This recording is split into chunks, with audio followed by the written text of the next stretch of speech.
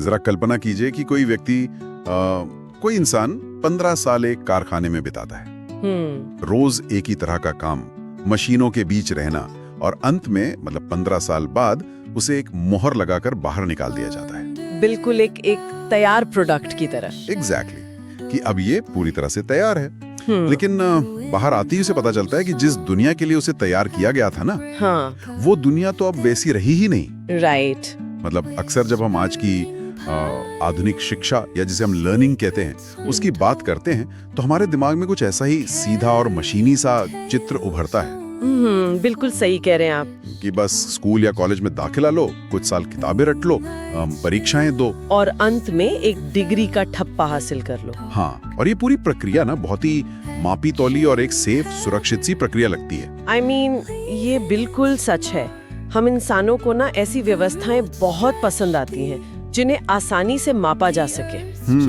आसान होता है ना। बिल्कुल, जिन्हें हम श्रेणियों में बांट सके, जैसे पास या फेल, फर्स्ट डिवीजन या सेकंड डिवीजन। राइट। ये व्यवस्था हमें एक तरह का मनोवैज्ञानिक सुकून देती है कि हाँ चलो प्रगति हो रही है। लेकिन इस पूरी प्रोसेस में हम ये भूल जाते हैं कि इंसान कोई निर्जीव प्रोडक्ट नहीं है। बिल्कुल नहीं है। उसे आप किसी एक तय साँचे में नहीं ढाल सकते। और यहीं पर वो बिंदु आता है जहां आज की हमारी ये गहन चर्चा पूरी तरह से एक नया मोड़ लेती है। आज हमारे पास जो स्रोत सामग्री है ना, उसमें इतिहास के 6 सबसे प्रभावशाली शिक्षाविदों और दार्शनिकों के सिद्धांतों का एक अद्भुत संकलन है। जी, हम बात कर रहे हैं स्वामी विवेकानंद, रविंद्रनाथ टैगोर, महात्मा गांधी, अरविंदो घोष, जे कृष्णमूर्ति और पॉलो फ्रेरे की। क्या बात है, बहुत ही भारी नाम है ये। बहुत भारी। और जब हम इन विचारकों के पन्नों को पलटते हैं ना, तो ये जो फैक्ट्री वाली तस्वीर हमने शुरू में डिस्कस की, हाँ, वो पूरी तरह से उलट जाती है। बिल्कुल। इन दस्तावेजों को पढ़ते हुए ये एकदम स्पष्ट हो जाता है कि जिसे हम आज शिक्षा मानकर बैठे हैं, वो तो शायद इन विचारकों के अनुसार सीखने की सच्ची शुरुआत भी नहीं है। सच में? हाँ, इन सभी दार्शनिकों को जो एक सूत्र में बांधता है ना, वो ये है कि इन्होंने शिक्षा के क्या पर फोकस नहीं किया। मतलब क्या पढ़ना है उस पर नहीं। एग्जैक्टली। क्या पढ़ना है या तथ्यों को कैसे रटना है, इससे कहीं ज्यादा इन्होंने शिक्षा के क्यों और कैसे पर गहराई से सवाल उठाए हैं। ये बहुत अहम बात है कि आखिर हम सीख क्यों रहे हैं और ज्ञान हमारे मस्तिष्क के भीतर असल में काम कैसे करता है। तो चलिए इसे थोड़ा विस्तार से समझते हैं। जी। हमारा मिशन आज सिर्फ इन ऐतिहासिक सिद्धांतों की कोई सूची पढ़ना या किताबी बातें करना नहीं है। बिल्कुल नहीं। हमारा लक्ष्य ये खोजना है कि कैसे ये दर्शन आज की आधुनिक और इस तेज तर्रार दुनिया में खुद को एक बेहतर, अधिक जागरूक लर्नर बनाने का ब्लूप्रिंट दे सकते हैं। क्योंकि शिक्षा का अर्थ सिर्फ जानकारी इकट्ठा करना तो है नहीं। बिल्कुल नहीं। तो शुरुआत करते हैं सबसे बुनियादी सवाल से, ये ज्ञान आखिर आता कहाँ से है? राइट। हम आमतौर पर सोचते हैं कि एक विद्यार्थी किसी खाली बर्तन या कोरे कागज की तरह होता है। ब्लैंक स्लेट जिसे कहते हैं। हाँ, ब्लैंक स्लेट, जिसे शिक्षक बाहर से ज्ञान डालकर भरता है। लेकिन स्वामी विवेकानंद का जो नजरिया है वो इस पूरी धारणा को ही जड़ से उखाड़ फेंकता है। एग्जैक्टली। विवेकानंद का जो दर्शन है ना, वो इस खाली बर्तन वाले सिद्धांत के एकदम विपरीत है। अच्छा। हाँ, उनके अनुसार ज्ञान बाहर से थोपी गई कोई चीज है ही नहीं। वो मानते थे कि मनुष्य के भीतर पूर्णता या जिसे हम परफेक्शन कहते हैं, वो पहले से ही मौजूद है। कैसे? थोड़ा समझाइए। जैसे एक बीज का उदाहरण लीजिए। हाँ। एक छोटे से बीज के भीतर पूरा का पूरा विशाल पेड़, उसकी शाखाएं, उसके पत्ते, फल, वो सब पहले से मौजूद होते हैं ना। बिल्कुल, बीज के अंदर ही सब कुछ है। राइट। तो जो मिट्टी है, पानी है, धूप है, वो उस पेड़ को बनाते नहीं है। वो केवल उस बीज के भीतर जो छिपी हुई क्षमता है ना, उसे बाहर आने का मौका देते हैं। बिल्कुल, उसे प्रकट होने का अवसर देते हैं। शिक्षा का काम भी एग्जैक्टली यही है, मनुष्य के भीतर मौजूद उस पूर्णता और क्षमता को बाहर लाना, उसे जगाना। ये बहुत ही शक्तिशाली विचार है। मतलब जब हम ज्ञान को भीतर से बाहर आने की प्रोसेस मान लेते हैं, तो ये समझना बहुत आसान हो जाता है कि क्यों विवेकानंद ने किताबी ज्ञान से कहीं ऊपर चरित्र निर्माण को रखा था। बिल्कुल सही पकड़ा आपने। उनका स्पष्ट मानना था कि अगर ज्ञान केवल बाहर से रटी हुई कुछ जानकारियां हैं, तो यार जीवन के किसी बड़े संकट के समय वो डेटा क्या काम आएगा? कुछ काम नहीं आएगा। इंसान को तो वो ज्ञान चाहिए ना जो उसे भीतर से फौलाद बनाए। सारी जो हमारी बौद्धिक इमारत है वो खड़ी होती है। राइट। अगर कोई व्यक्ति बहुत अधिक जानकार है, मतलब उसके पास दुनिया भर का डेटा है, हाँ। लेकिन उसका चरित्र कमजोर है, तो वो ज्ञान समाज के लिए विनाशकारी भी हो सकता है। बहुत ही गहरी बात है। और इसी भीतर के विकास की बात को श्री अरविंद घोष एक बिल्कुल अलग वैज्ञानिक और व्यापक स्तर पर ले जाते हैं। अरविंद घोष का जो समग्र शिक्षा या इंटेग्रल एजुकेशन का सिद्धांत है ना, एग्जैक्टली। स्रोत सामग्री में इस पर बहुत विस्तृत चर्चा की गई है। हाँ, श्री अरविंद का ये दर्शन सच में बहुत ही बहुआयामी है। वो कहते हैं कि शिक्षा को केवल हमारे दिमाग या हमारी बौद्धिक क्षमता तक सीमित किया ही नहीं जा सकता, क्योंकि मनुष्य सिर्फ कोई सोचने वाली मशीन थोड़ी है। सही कहा। श्री अरविंद ने स्पष्ट किया कि मनुष्य का जो व्यक्तित्व है वो कई जटिल परतों से बना है। उन्होंने शिक्षा के 5 प्रमुख आयामों को विकसित करने की बात की थी। वो 5 आयाम कौन से हैं? शारीरिक, प्राणिक, जिसे वाइटल कहते हैं, मानसिक, मनोवैज्ञानिक और आध्यात्मिक। ओहो, ये तो बहुत गहरा है। हाँ, अब इसे थोड़ा गहराई से समझते हैं। आमतौर पर हमारे स्कूल क्या करते हैं? बस मानसिक विकास पर काम करते हैं, मैथ साइंस पढ़ा दिया, बस सिर्फ मानसिक विकास। लेकिन अरविंद के अनुसार जो प्राणिक या वाइटल परत है, जहां हमारी भावनाएं होती हैं, हमारे आवेग, हमारी इच्छाएं और हमारी जो ऊर्जा निवास करती है, अगर उसे शिक्षित नहीं किया गया ना, तो वो प्राणिक ऊर्जा हमारे मानसिक ज्ञान को ही हाईजैक कर सकती है। अरे वाह! इसे अगर मैं आज के संदर्भ में देखूं तो ये मुझे हमारी आज की टेक्नोलॉजी की याद दिलाता है। कैसे? देखिए, आजकल हम विद्यार्थियों के सिर्फ बौद्धिक विकास या उनके ग्रेड्स पर इतना ज्यादा जोर देते हैं, हाँ। जैसे हम किसी स्मार्टफोन का सिर्फ सॉफ्टवेयर अपडेट कर रहे हों। बहुत बढ़िया एनालॉजी है ना? हम सोचते हैं कि बस नया डेटा डाल दो बच्चे के दिमाग में और काम खत्म। बिल्कुल। जबकि विवेकानंद और अरविंद घोष जिस चीज की बात कर रहे हैं वो पूरे के पूरे हार्डवेयर और ऑपरेटिंग सिस्टम को मजबूत करने जैसी बात है। ये एक बहुत अच्छी तुलना है, लेकिन अगर हम इसे और सटीक बनाए ना, हाँ बताइए। तो ये सिर्फ हार्डवेयर और सॉफ्टवेयर की बात नहीं है, ये स्मार्टफोन की बैटरी और उसके पावर मैनेजमेंट की भी बात है। अच्छा, बैटरी कैसे? देखिए, अगर उस फोन की बैटरी यानी हमारी भावनाएं और जो प्राणिक ऊर्जा है, अगर वो अस्थिर है या अगर हार्डवेयर में ही कोई खामी है, तो दुनिया का सबसे बेहतरीन और लेटेस्ट सॉफ्टवेयर भी क्रैश हो जाएगा ना। अरे बाप रे, एग्जैक्टली, बिल्कुल क्रैश हो जाएगा। श्री अरविंद यही मानते हैं कि हर व्यक्ति अपनी एक विशिष्ट क्षमता के साथ जन्म लेता है। एक शिक्षक का काम कोई तानाशाह बनना नहीं है कि बस बाहर से जानकारी ठूसता रहे, राइट, बल्कि एक मार्गदर्शक बनना है जो उस व्यक्ति के भीतर के ऑपरेटिंग सिस्टम को समझे और उसे उसके प्राकृतिक दिशा में विकसित होने दे। उफ, अब यहाँ एक बहुत दिलचस्प मोड़ आता है जी। जब हमने ये मान लिया कि ज्ञान भीतर है, बीज पूरा है और उसे एक समग्र रूप में बाहर आना है, तो सवाल ये उठता है कि क्या हम उस बीज को किसी भी मिट्टी में फेंक सकते हैं? बहुत अच्छा सवाल है। मतलब इस विकास के लिए आखिर कैसा वातावरण चाहिए? और यहीं पर रविंद्रनाथ टैगोर और जे कृष्णमूर्ति के जो विचार हैं वो हमारी आज की पूरी व्यवस्था पर एक बहुत बड़ा प्रश्न चिन्ह लगा देते हैं। बिल्कुल लगाते हैं, क्योंकि अगर आप भीतर के स्वाभाविक और जैविक विकास की बात कर रहे हैं ना, हाँ। तो आप उस प्रोसेस को किसी कारखाने की तरह 4 दीवारों के अंदर कैद करके अंजाम नहीं दे सकते। हैं। टैगोर ने इस बात को बहुत गहराई से महसूस किया था कि जो हमारा भौतिक वातावरण होता है ना, उसका मन के विकास पर बहुत सीधा और गहरा प्रभाव पड़ता है। और सबसे अच्छी बात यह है कि टैगोर ने सिर्फ कागज पर नहीं लिखा। बिल्कुल नहीं, उन्होंने इसे जमीन पर उतार कर दिखाया। उनका जो शांति निकेतन था, जो बाद में विश्व भारती विश्वविद्यालय बना, बहुत मशहूर। हाँ, वो इस प्राकृतिक वातावरण का सबसे जीता जागता उदाहरण था। उनका मानना था कि बंद कमरे, दीवारें और एक सख्त रूटीन ये इंसान के दिमाग को भी बंद कर देते हैं। बिल्कुल सही। इसलिए उन्होंने क्या किया, उन्होंने कक्षाओं को पेड़ों के नीचे एकदम प्रकृति के खुले वातावरण में लगाया। और इसके पीछे एक बहुत बड़ा मनोवैज्ञानिक कारण भी था। वो क्या? देखिए, जब कक्षाएं पेड़ों के नीचे होती हैं ना, तो शिक्षक किसी ऊंचे मंच पर और विद्यार्थी नीचे जमीन पर नहीं होता। अरे हाँ, वो जो एक कृत्रिम पदानुक्रम या हायरार्की होती है क्लासरूम में। एग्जैक्टली, वो हायरार्की टूट जाती है और प्रकृति के बीच बच्चा केवल गणित या विज्ञान थोड़ी ही सीख रहा होता है। वो हवा को महसूस करता है, पक्षियों की आवाज सुनता है, उसकी सारी इंद्रियां जो सेंसेस हैं वो खुली होती हैं। ये जो मल्टी सेंसरी अनुभव है ना, वो उस ज्ञान को रटने की बजाय उसे व्यक्ति के अनुभव का एक गहरा हिस्सा बना देता है। और हमारे स्रोत दस्तावेज ये भी बहुत स्पष्ट करते हैं कि टैगोर ने कला, संगीत, साहित्य या नृत्य को कभी भी एक्स्ट्रा करिकुलर या अतिरिक्त गतिविधि नहीं माना। बिल्कुल नहीं। उनके लिए विषय उतने ही मुख्य थे जितने कि विज्ञान या गणित, क्योंकि हम सृजनात्मकता और कल्पना शक्ति के बिना तो ज्ञान केवल एक सूखा तथ्य है ना। एकदम सही बात है। और इसी कड़ी में जब हम जे कृष्णमूर्ति के दर्शन को खंगालते हैं, कृष्णमूर्ति मनोवैज्ञानिक चीर-फाड़ करते हैं। वो कैसे?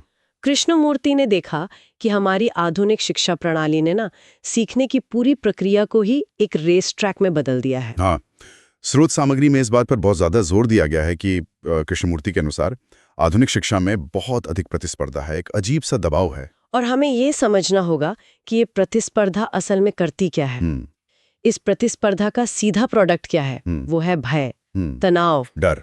एग्जैक्टली। जब विद्यार्थियों को एक दूसरे से आगे निकलने की एक अंधी दौड़ में धकेल दिया जाता है ना, तो उनके अंदर से डर पैदा होता है। बिल्कुल, पीछे छूट जाने का डर, असफल होने का डर, और समाज की नजरों में गिर जाने का डर। और मनोविज्ञान स्पष्ट रूप से कहता है कि एक डरा हुआ दिमाग कभी भी कुछ नया नहीं खोज सकता। वो सिर्फ अपना बचाव करना जानता है। बस सिर्फ सर्वाइवल। लेकिन एक मिनट, मुझे यहाँ थोड़ा सा पुशबैक देने दीजिए। हाँ बिल्कुल। देखिए, आज की दुनिया की सच्चाई तो यही है ना कि ये एक गला काट रेस है। हाँ है तो। हर जगह नौकरियों के लिए मारामारी है, अर्थव्यवस्थाएं संघर्ष कर रही हैं। राइट। तो ऐसे में क्या प्रकृति के बीच बैठ के बिना किसी दबाव या बिना प्रतिस्पर्धा के सीखना एक विलासिता या लग्जरी नहीं लगती?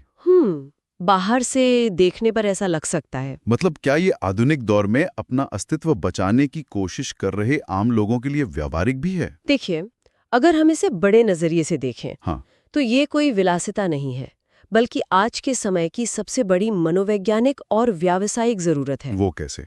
कृष्णमूर्ति कहते हैं कि प्रतिस्पर्धा से पैदा हुआ डर सीखने की असली प्रक्रिया को ही मार देता है। जब दिमाग केवल परीक्षा पास करने या नौकरी पाने के डर से काम कर रहा होता है ना, तो वो केवल उतना ही सीखता है जितना बहुत जरूरी है। बस रट लेता है। हाँ, वो गहराई में नहीं जाता। यार, ये बात तो सोचने पे मजबूर करती है। आज हम जिस बर्नआउट कल्चर का सामना कर रहे हैं, हाँ, बर्नआउट तो बहुत आम है आज। हाँ, जहाँ लोग 30 साल की उम्र तक आते आते मानसिक रूप से खोखले हो रहे हैं, उसका मूल कारण यही है कि उन्होंने कभी आनंद के लिए कुछ सीखा ही नहीं। वो बस डर से भाग रहे थे। एग्जैक्टली। सच्ची शिक्षा वही है जो व्यक्ति को मानसिक रूप से स्वतंत्र बनाती है। टैगोर की वो उन्मुक्त कल्पना शक्ति और कृष्णमूर्ति की मानसिक स्वतंत्रता ही उस आधुनिक बर्नआउट का सबसे सटीक इलाज है। क्योंकि जो व्यक्ति स्वतंत्र होकर सोच सकता है ना, हाँ, वही आज के समय में असली इनोवेशन या कुछ नया आविष्कार कर सकता है, कोई डरावा व्यक्ति नहीं। बहुत ही पावरफुल पॉइंट है ये। तो हमने व्यक्ति के भीतर के विकास की बात कर ली जी। हमने उसे एक स्वतंत्र, प्राकृतिक और भयमुक्त वातावरण देने की बात भी समझ ली। लेकिन मनुष्य कोई अकेला टापू तो है नहीं। बिल्कुल नहीं। वो तो समाज का एक हिस्सा है ना। तो जब कोई व्यक्ति भीतर से विकसित हो जाए और मानसिक रूप से आजाद हो जाए, हाँ, तो वो इस दुनिया के साथ, अपने समाज के साथ कैसे जुड़ेगा? यहीं पर शिक्षा का वो पड़ाव आता है जहां दर्शन जमीन पर उतर के कर्म में बदलता है। अच्छा। यहीं पर शिक्षा के व्यवहारिक, आर्थिक और सामाजिक पहलू की एंट्री होती है, जिसे महात्मा गांधी और पाउलो फ्रेरे ने हमारे सामने बहुत ही ठोस रूप में रखा है। हाँ, महात्मा गांधी की नई तालीम या जिसे बेसिक एजुकेशन कहते हैं, उसका जो विचार है ना, वो बहुत ही जमीनी है। बिल्कुल। गांधी जी ने देखा कि जो उस समय की पारंपरिक अंग्रेजी शिक्षा प्रणाली थी, वो एक ऐसा वर्ग तैयार कर रही थी जो शारीरिक श्रम से नफरत करता था। व्हाइट कॉलर जॉब्स वाला माइंडसेट। एग्जैक्टली। इसलिए उन्होंने शिक्षा को सीधे सीधे जीवन, कार्य और उत्पादन से जोड़ दिया। गांधी जी का जो दृष्टिकोण था ना, वो बहुत ही संतुलित था।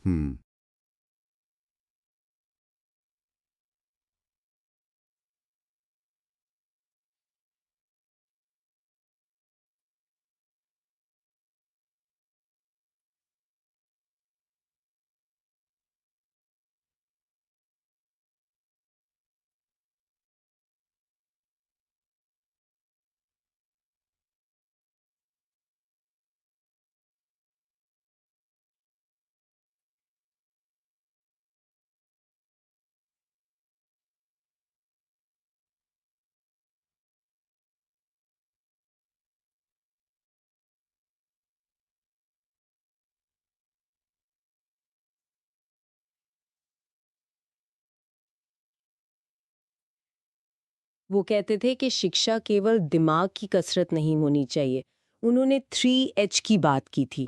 3H। हाँ, हेड, हार्ट और हैंड, यानी दिमाग, हृदय और हाथ। अरे वाह। जब तक इन तीनों का एक साथ विकास नहीं होता, शिक्षा अधूरी है। और स्रोत दस्तावेज इस बात का विशेष उल्लेख करते हैं कि उन्होंने शिक्षा में उपयोगी श्रम को केंद्र में रखा था। बिल्कुल। जैसे उदाहरण के लिए चरखा चलाना या तकली से सूत काटना। अब ये सिर्फ कोई मजदूरी नहीं थी। जब एक विद्यार्थी सूत काटता है ना, हाँ, तो वो केवल धागा नहीं बना रहा होता, वो धागों की गिनती करके गणित सीख रहा है। राइट। वो सूत की ताकत समझकर भौतिकी यानी फिजिक्स सीख रहा है। बिल्कुल। और वो एकाग्रता और धैर्य का अभ्यास भी कर रहा है। बिल्कुल। और इसके पीछे एक बहुत बड़ा सामाजिक उद्देश्य भी था उनका। वो क्या? देखिए, जब स्कूल में हर बच्चा, चाहे वो अमीर हो या गरीब, जब वो शारीरिक श्रम करता है ना, तो समाज से वो विभाजन मिट जाता है जो दिमागी काम करने वालों और शारीरिक काम करने वालों के बीच की एक गहरी खाई पैदा करता है। बिल्कुल सही। इससे श्रम के प्रति एक सम्मान पैदा होता है। एग्जैक्टली। अगर मैं इसे आज के चश्मे से देखूं ना, हाँ, तो ये मुझे आज की प्रोजेक्ट बेस्ड लर्निंग या जैसे हम मेकर मूवमेंट कहते हैं, उसका बहुत ही शुरुआती और शुद्ध रूप लगता है। बहुत अच्छी ऑब्जर्वेशन है। जहां आप सिर्फ ब्लैक बोर्ड पे थ्योरी नहीं देखते, बल्कि आप खुद अपने हाथों से कुछ बनाते हैं, असल समस्याओं को सुलझाते हैं। ये बिल्कुल वही है। और जब हम इस सामाजिक पहलू को ब्राजील के महान शिक्षाविद पाउलो फ्रेरे के नजरिए से देखते हैं ना, पाउलो फ्रेरे, तो बात और भी तीखी, स्पष्ट और क्रांतिकारी हो जाती है। फ्रेरे ने शिक्षा को सिर्फ रोजगार का साधन नहीं माना था। तो क्या माना था? उन्होंने इसे सामाजिक परिवर्तन का सबसे बड़ा हथियार माना। अच्छा, एक सेकंड। यहाँ ये स्पष्ट करना बहुत जरूरी है कि हम इन दस्तावेजों में दिए गए फ्रेरे के जो सामाजिक और राजनीतिक विचार हैं, बिल्कुल, उनका हम केवल निष्पक्ष रूप से विश्लेषण कर रहे हैं, किसी विशेष राजनीतिक विचारधारा का समर्थन नहीं कर रहे हैं। हाँ, ये क्लैरिफाई करना जरूरी है। तो फ्रेरे का काम समाज के उन वर्गों के बीच था जो बिल्कुल हाशिए पर थे। और फ्रेरे ने उस पारंपरिक शिक्षा प्रणाली की बहुत कड़ी आलोचना की, जिसे उन्होंने बैंकिंग मॉडल ऑफ एजुकेशन नाम दिया। हाँ, और ये बैंकिंग मॉडल शब्द ना बहुत ही सटीक है। कैसे? इस मॉडल में होता क्या है? इसमें ये मान लिया जाता है कि शिक्षक सब कुछ जानता है और विद्यार्थी कुछ नहीं जानता। मतलब वही ब्लैंक स्लेट? एग्जैक्टली। शिक्षक ज्ञान को विद्यार्थियों के दिमाग में वैसे ही जमा करता है जैसे बैंक के खाते में पैसे जमा किए जाते हैं। अच्छा। विद्यार्थी का काम केवल उस जानकारी को चुपचाप निष्क्रिय होकर पैसिवली ग्रहण करना होता है और परीक्षा के दिन उसे बस वापस निकाल देना होता है। यहाँ पर बात बहुत दिलचस्प हो जाती है। कैसे? अगर मैं फ्रेरे के इस बैंकिंग मॉडल को देखूं ना, हाँ, तो ये मुझे एक पिगी बैंक या गुल्लक की तरह लगता है। सही कहा। जहां क्लासरूम में शिक्षक बस तथ्यों के सिक्के डालता जा रहा है और गुल्लक रूपी विद्यार्थी बस भरता जा रहा है। गुल्लक वाला उदाहरण ठीक है, लेकिन फ्रेरे के अनुसार स्थिति इससे भी बदतर है। बदतर कैसे? देखिए, एक गुल्लक में सिक्का अपनी कीमत बरकरार रखता है ना? हाँ, बिल्कुल। लेकिन बैंकिंग मॉडल में ये ऐसा है जैसे किसी व्यक्ति को जबरदस्ती प्लास्टिक के फल खिलाए जा रहे हों। ओहो। वो फल दिखने में तो असली लग सकते हैं, लेकिन शरीर उन्हें पचा नहीं सकता, उनसे कोई ऊर्जा नहीं ले सकता। बिल्कुल सही। जब ज्ञान बिना संदर्भ के, बिना संवाद के रटाया जाता है ना, तो वो मृत डेटा या डेड डेटा बन जाता है। विद्यार्थी आजाद रूप से सोचना बंद कर देता है और यही वो चीज है जो उसे मानसिक रूप से गुलाम बनाए रखती है। और इसीलिए इसके विकल्प के रूप में फ्रेरे ने जो सिद्धांत दिया वो था प्रॉब्लम पोजिंग एजुकेशन। सही कहा। इस मॉडल में ज्ञान कोई ऐसी चीज नहीं है जो बस एक से दूसरे को दे दी जाए। नहीं, ज्ञान वो है जो दोनों मिलकर रचते हैं। इसमें संवाद होता है, डायलॉग होता है। शिक्षक कोई तानाशाह नहीं होता। राइट। शिक्षक भी सीखता है और विद्यार्थी भी सिखाता है। इसका मुख्य लक्ष्य विद्यार्थियों में आलोचनात्मक सोच या क्रिटिकल थिंकिंग पैदा करना है। क्योंकि जब लोग खुद सवाल पूछना शुरू करते हैं, तभी वे अपने समाज की समस्याओं को समझ पाते हैं ना? बिल्कुल, और तभी उनमें बदलाव ला सकते हैं। इससे एक बहुत जरूरी सवाल उठता है। बताइए। इन दोनों ही विचारकों, मतलब गांधी और फ्रेरे, इनके दर्शन से हमें यह समझना होगा कि शिक्षा केवल एक कोने में बैठकर ज्ञान सोखने की प्रक्रिया तो बिल्कुल नहीं है। एकदम नहीं। ये संवाद, निर्माण और कर्म की एक निरंतर प्रक्रिया है। जब शिक्षा आपके हाथों को काम से जोड़ती है और आपके दिमाग को सवाल पूछने की आजादी देती है, तभी एक आत्मनिर्भर और जागरूक समाज बन सकता है। बहुत खूब कहा आपने। अगर हम इन सभी 6 विचारकों के दर्शन का एक धागा पिरोए ना, हाँ, तो कोई भी देख सकता है कि सच्ची शिक्षा एक व्यक्ति को पूर्ण कैसे बनाती है। बिल्कुल। स्वामी विवेकानंद से हमें वो आत्मविश्वास और आंतरिक शक्ति मिलती है जो किसी भी चुनौती का सामना कर सके। अरविंद घोष से हमें वो समग्रता मिलती है जहां हमारी भावनाएं, हमारा शरीर और हमारा दिमाग एक ही लय में काम करते हैं। और रविंद्रनाथ टैगोर से हमें वो वातावरण मिलता है जो हमारी कल्पना शक्ति को उड़ान देता है। राइट। जे कृष्णमूर्ति हमें उस अंधी दौड़ और उस डर से आजाद करते हैं जो हमारी रचनात्मकता को कुचल देता है। और अंत में महात्मा गांधी हमें जमीन से जोड़े रखते हैं। वो हमें ये सिखाते हैं कि हमारे हाथ भी उतने ही महत्वपूर्ण हैं जितना कि हमारा दिमाग। जबकि पौलो फ्रेरे हमें वो आवाज देते हैं, वो आलोचनात्मक दृष्टि देते हैं जो हमें यथास्थिति पर सवाल उठाने का साहस देती है। क्या बात है। इन सभी का मिला जुला रूप ही ये साबित करता है कि शिक्षा का वास्तविक उद्देश्य मशीन के पुर्जे बनाना नहीं है। बिल्कुल नहीं। बल्कि एक जीवंत, संवेदनशील और संपूर्ण मानव का निर्माण करना है। एग्जैक्टली। तो इन सब का आज की हमारी इस मॉडर्न जिंदगी में क्या मतलब है? जो लोग लगातार नई चीजें सीखना चाहते हैं, जो काम के सिलसिले में या अपने शौक के लिए खुद को बेहतर बनाना चाहते हैं, हाँ, उनके लिए बहुत ही स्पष्ट और गहरा संदेश है। अपने दिमाग को सिर्फ डेटा और तथ्यों से मत भरिए। राइट। खुद को वो पिगी बैंक मत बनाइए जिसमें बस मृत जानकारी पड़ी रहे। जो भी सीखें उसे अपने जीवन के अनुभव से जोड़ें। बिल्कुल। अलग अलग नजरियों को समझें, संवाद करें, प्रकृति के साथ कुछ समय बिताएं और सबसे जरूरी बात, अपनी आलोचनात्मक सोच को कभी मरने ना दें। हमेशा सवाल पूछें कि क्यों। बिल्कुल सही। और इसी आलोचनात्मक सोच को केंद्र में रखते हुए ना मैं इस चर्चा का अंत एक बिल्कुल नए विचार के साथ करना चाहूंगी। अच्छा। हाँ, एक ऐसा विचार जो इन स्रोत सामग्रियों से ही प्रेरित है, लेकिन वो हमें आज के हमारे भविष्य की ओर देखने पर मजबूर करता है। अरे वाह, बताइए वो विचार क्या है? देखिए, पाउलो फ्रेरे और कृष्णमूर्ति ने जानकारी को बिना सोचे समझे रटने और शिक्षा के उस बैंकिंग मॉडल का कड़ा विरोध किया था। हाँ, जहाँ शिक्षक सब कुछ पकाया पकाया दे देता है। एग्जैक्टली। लेकिन जरा आज के हमारे इस तकनीकी युग को देखिए। आज हम अपने दिमाग का काम, अपनी सोचने की जो पूरी प्रक्रिया है, वो सर्च इंजन और आर्टिफिशियल इंटेलिजेंस के हवाले कर रहे हैं। बाप रे, ये तो है। ये एआई सिस्टम पलक झपकते ही हमें तुरंत पके पकाए और बिल्कुल सटीक जवाब दे देते हैं। बिल्कुल दे देते हैं। तो सोचने वाली बात ये है कि क्या हम अनजाने में शिक्षा का सबसे बड़ा, सबसे एडवांस्ड और सबसे खतरनाक बैंकिंग मॉडल नहीं बना रहे हैं? उफ। एक ऐसा मॉडल जहां हमें सोचना ही ना पड़े।